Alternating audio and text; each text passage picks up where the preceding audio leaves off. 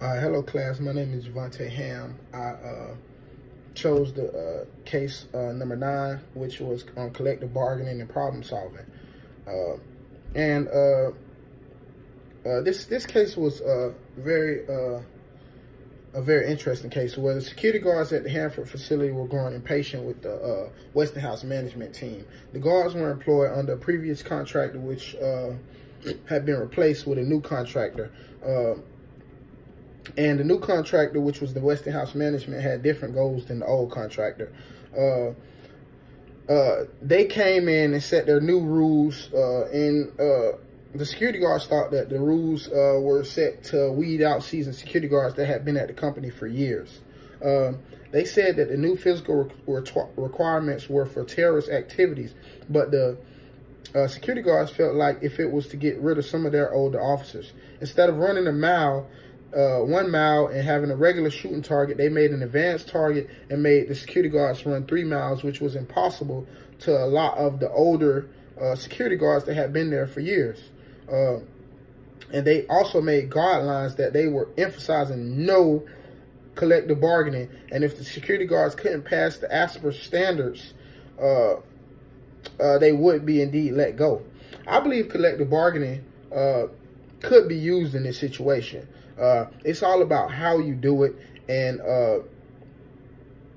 I feel like the best way to do it would first be negotiating. Negotiating is vital. That with the collective bargaining, I understand the point of view of the other party. The key is moving forward is to take yourself out of your own shoes and put yourself in the other party's shoes for a moment. After gathering the pros and the cons of the ASPR standards, the two parties should schedule an organized sit-down that I think would discuss negotiation formula that both parties feel comfortable with.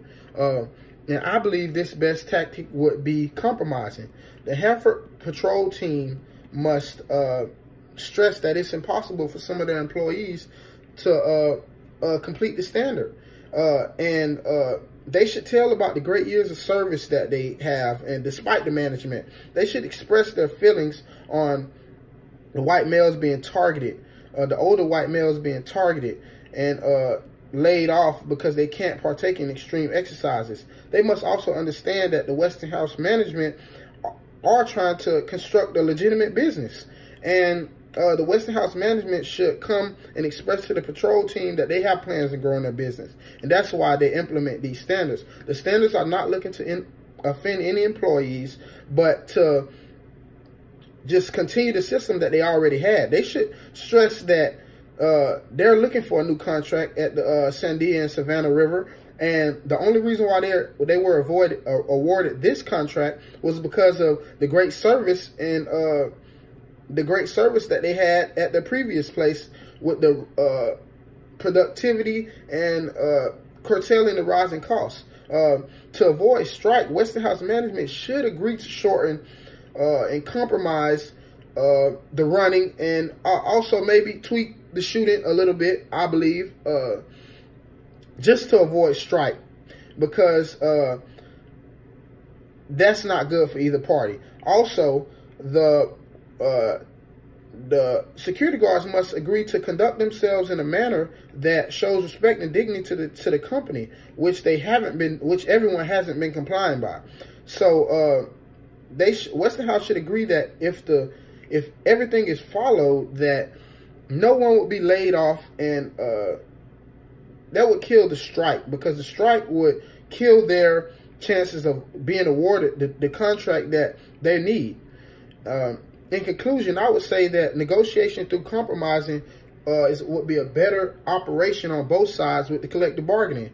The Westinghouse management team could understand that they can be stern but also fair to the employees. And if the rules are compromised, that this could be a very productive and professional environment. I had a couple questions that I said, and I said that, do you think the Westinghouse should keep their system that has worked in it or incorporate the old family environment? Question 2 was, would you agree that if followed, the negotiations could fix the issues of the organization? And the third one was, did you agree with any specific party's point of view before the compromise? And please explain in detail.